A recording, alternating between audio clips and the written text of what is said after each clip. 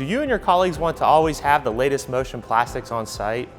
Would you rather have a physical moving object that you can touch instead of an inanimate CAD model? Hello, I'm Mike Patterson, the eChain National Sales Manager, and this is the new igus Corner.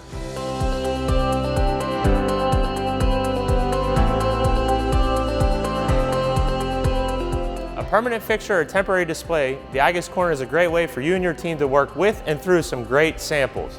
We have the ability to fill the igus Corner with full-size samples that you can keep, use repeatedly, and even put on your test machines, or the ability to update your igus Corner often, show you new products that might be applicable to you. The igus Corner can be filled with industry-specific samples or a wide array of samples to fit your need. Things such as our E2 and E4 chain, or something industry-specific like our E-spool, our YE hybrid chain, or our OCR furniture chain.